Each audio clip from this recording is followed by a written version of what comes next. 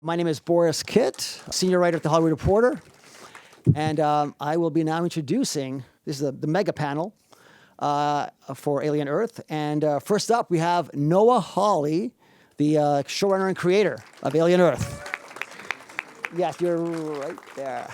Oh, this is Dana Gonzales, the director, Regis Kimble, the editor, and finally the composer, Jeff Russo.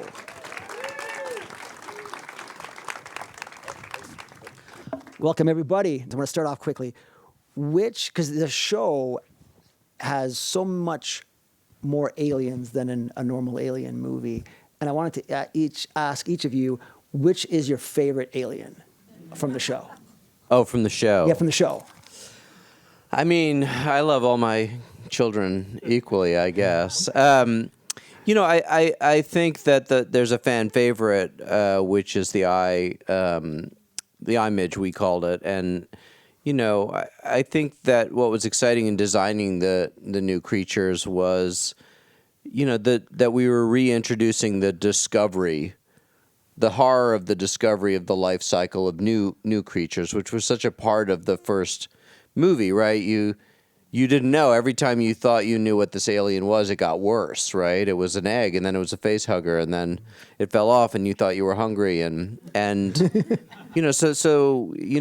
was it for me. Is like, how do we make each one where every time you learn something new about it, you think, oh, that's so much worse. Right. What about you guys?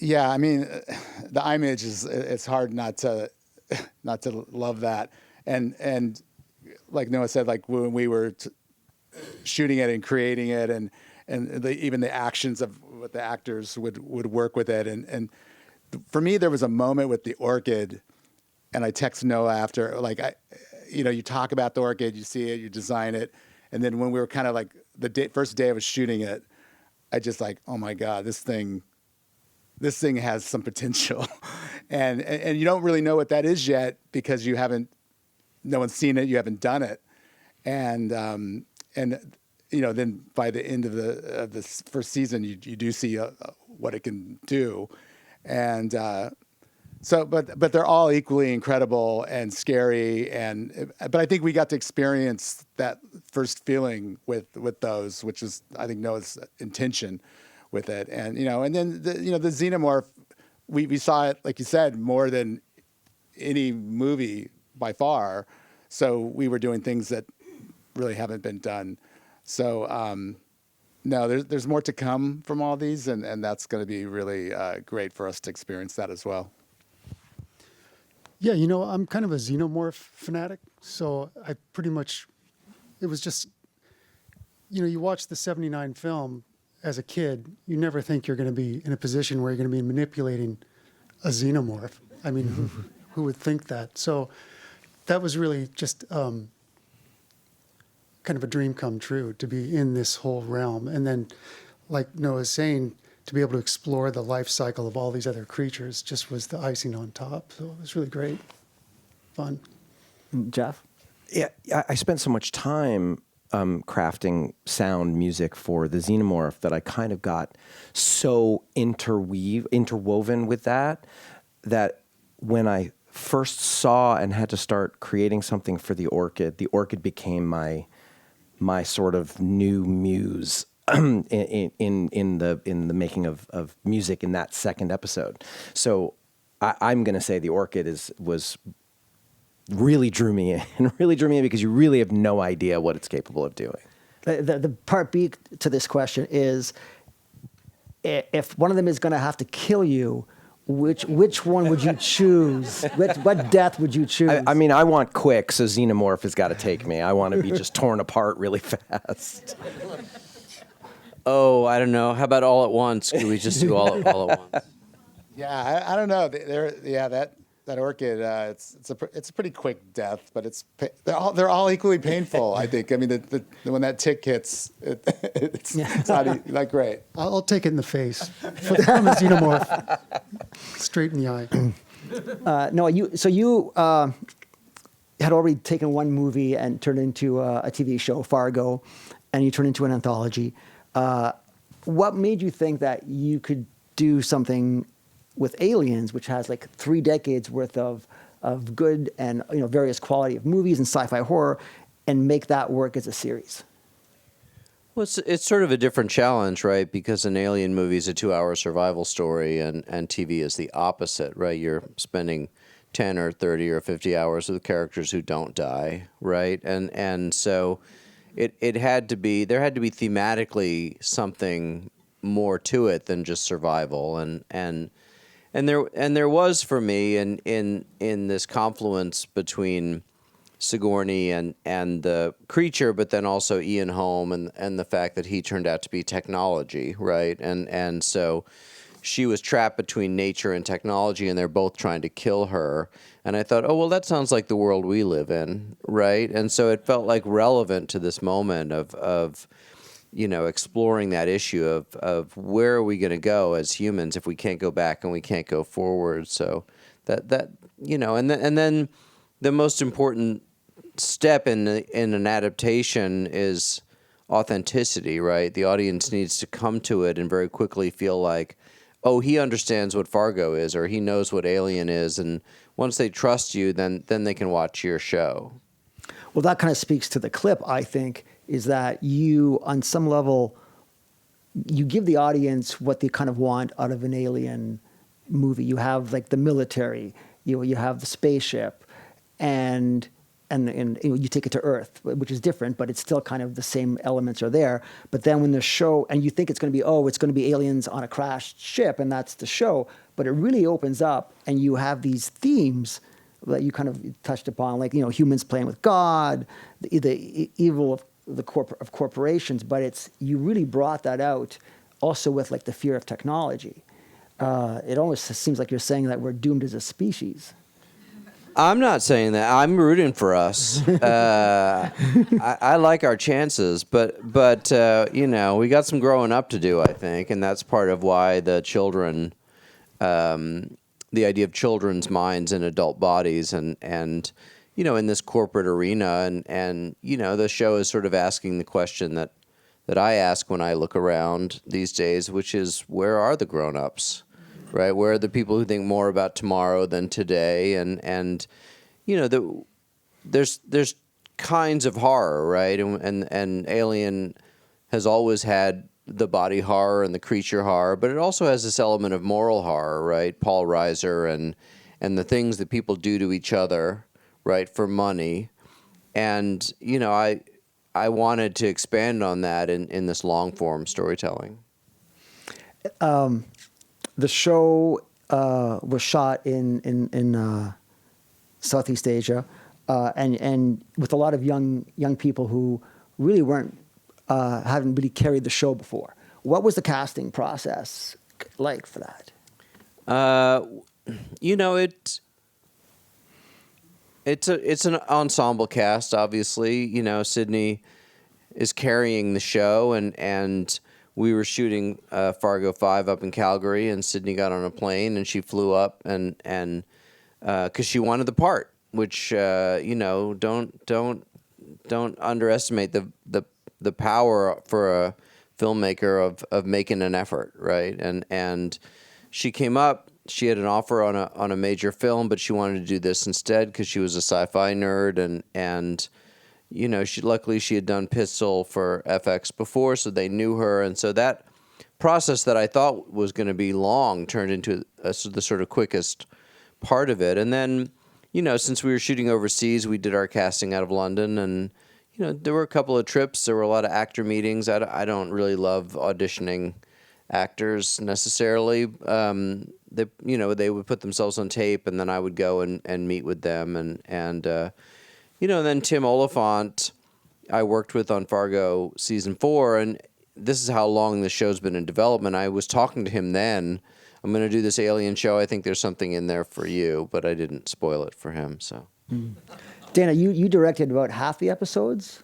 I directed like 4 of 8. Yeah. Yeah. So how was that? What was the back and forth give and take between you and the actors? On some of this, because you're juggling again different. You have the more dramatic scenes, and then you have like the kill scenes. Well, for me, the first seasons of any show are the most exciting, and like Fargo was the unknown, and especially we're taking on these franchises that the Holy Grail, and I love that, and so everybody's kind of like finding the rhythm of it, and then you have this added factor of that they're 10 to 12-year-old kids that you have to kind of remind them early on of the arc of that, and the payoff that comes at the end of the season with some of that. And so, it's not like a season 5 or you're just learning together. They were super excited. Noah did a really smart thing by putting them like in child development situations, and they spent a lot of time together in pre-production, along months, kind of getting to know each other, child development. There was just a lot of that really paid off, like when we had to just start doing the acting. And then I think what happens, just like even to answer your question about, we're holding on, starting with like the Alien movie as the kind of the guide, and then all of a sudden it just kind of Noah's story takes over, and then they see the power of it, because I don't think they naturally saw it until they were experiencing it. And then by the end of the first season, I don't want to spoil it for anybody who hasn't seen it, but then, you really see this arc that's happened because of the technology and the adults and all that stuff like that. So, I really like that no one is comfortable on the first season, and they all have to try to find it. It's exciting for me. It also must be very hard when you're directing the actors who are playing these 12-year-old kids, as to because they may want to grow up too fast as they're acting in it in a scene. So how do you kind of gently bring them back? Yeah, no, because of the strike, we had a little bit of moving things around, and I did have to kind of direct them out of order a little bit, and that was the early kind of challenge, just like, you're 12 years old, you're 10 years old, remember that. And I think it's hard for an actor, it's a hard thing. But for me, like I said, it really pays off later in the season, and in the series, it'll pay off even more. And because of, you are starting that arc there at the most childlike place. And then as the adults are kind of failing them, they sense it. So it's a process, but these are great actors. They were the casting is amazing. Some of them came from like theater, and their preparations were all a little different, but they were really up for it. And they were engaged. Like, I've never worked on any show that had that kind of engagement from everybody, because it's just everybody was like a super fan of Alien. They didn't want to fail it. They didn't want to fail anything. And so that made a big difference. How do you, it's a question for both of you guys, because half the cast are these hybrid robots, I guess, for lack of a better word, or synthetics. How do you get the audience to be engaged and care for them when there's almost a kind of like an indestructible quality to them, where what happens to them may not matter? Well, you make the danger to them be emotional as well as physical, I think, and because you meet them when they're children, because you see the vulnerability, and because they're kids are always trying to make the best of things, and they're playful, and what I found is if characters make an audience laugh, if they're sweet, you invest in them and you care about what happens to them. And as I said, with the moral horror and realizing, if you notice in that clip that we saw, right, part of the cinematic transition of expanding the show was, we need to bring some more Spielberg into this, right? Than the sort of horror, the trapped in a spaceship horror. So we have those moments of characters seeing something before we see it, and a lot of that is in trying to give you the scale of things. And the more you see the world through the character's eyes, the more invested you are in the characters, I feel. Right, there's probably an emotional scale to this that the movie. Yeah, and scale is a really important thing I focused on a lot in prepping the show, and I reached out to Denis Villeneuve because I feel like he has a talent at scale that I don't see anywhere else really. He's amazing at making you see how small people are compared to spaceships or objects, and he humored me. We had a nice conversation, but it is very important that when Hermit comes out of that vehicle and that ship is there and the engines are firing, I mean, the audience, you want them to feel that scale, the level of chaos and tragedy that's going on. But then you also have to bring it down emotionally so that it's intimate as well. Yeah. Regis, how does the editing process come into play for something like this, where you probably work on a slower pace when it's a dramatic scene, but then it's a horror scene and it's quick, and it's you might have it might be easy to fall into the trap of just do jump scares all the time. Yeah, well, I mean, Noah kind of has an approach at times to filmmaking where it's you tell the story in the least amount of cuts, the most effective way, allowing people to take away from wider shots what they want to take away from it instead of force feeding them into little boxes and big close-ups all the time. And so, when you're dealing with action, sometimes you get a long wonder type of idea, and you're kind of rolling through all of these things at one time, but then you decide, well, let's break it up a little bit more, let's push it through a perspective a little bit more, so you're not always super wide, but all of a sudden you're in Hermit's point of view. And actually, what would happen if we started to slow that down and elongate his process of taking in this crash around him, and so you find these slow motion beats.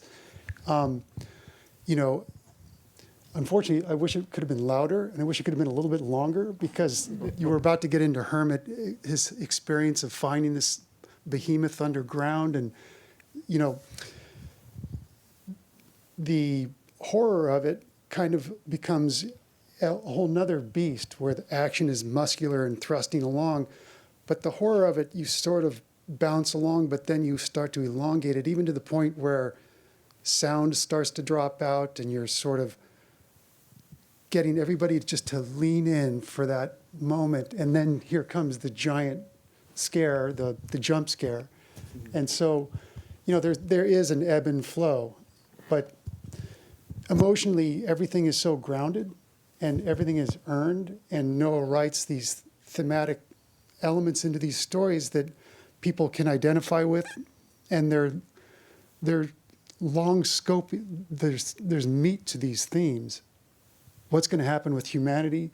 How we're going to survive this? Who's going to take over? These are all huge shifts in people's consciousness, what they're worried about. So, great story, great directing. It's a cakewalk. There's a lot to digest here, but on the subject of sound, let's talk to Jeff here. And what you guys might not know is that Jeff was in this rock band called Tonic.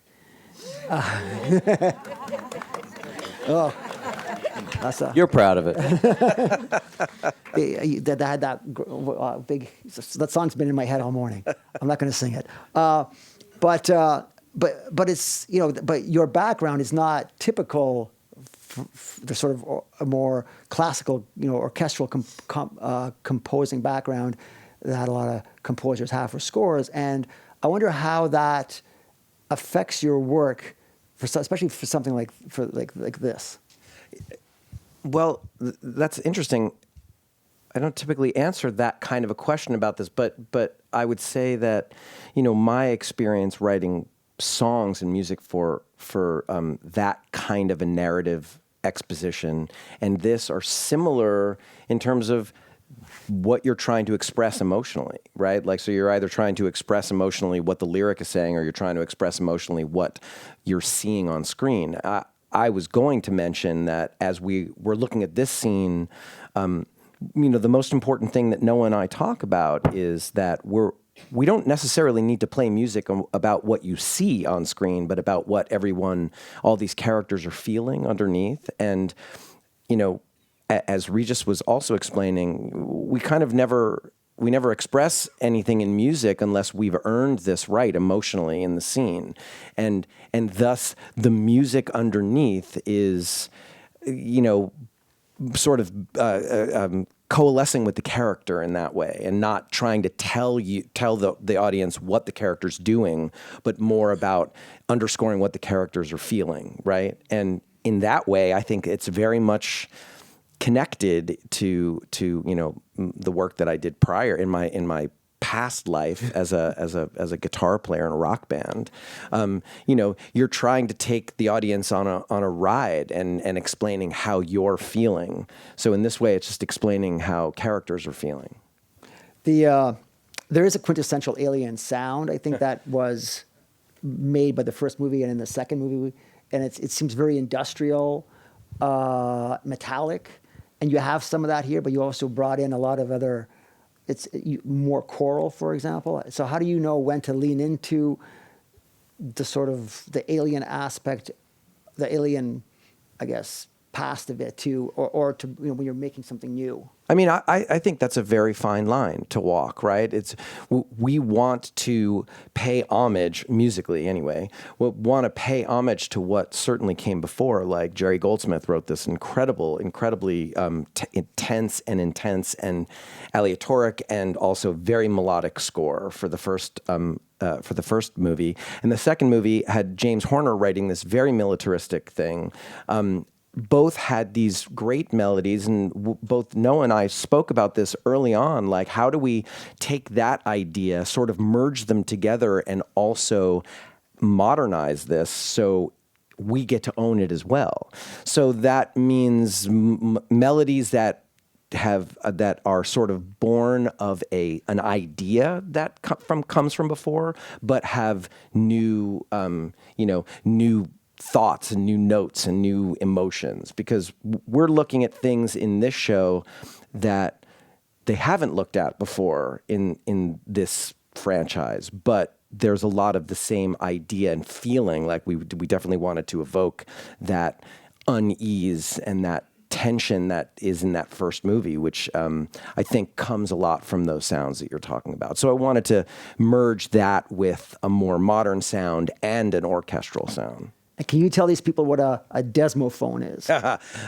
So I found this company that makes instruments in Switzerland, and I thought it would be prudent to make something new for our show and have a sound that hasn't been really heard before. It's this big triangular metal piece of instrument that has strings on it that you can bow or hit, and it's very evocative of tension and fear. It has a lot of fear in it, and I had them make this so I could sort of employ it all over the place, and you hear it actually in that scene.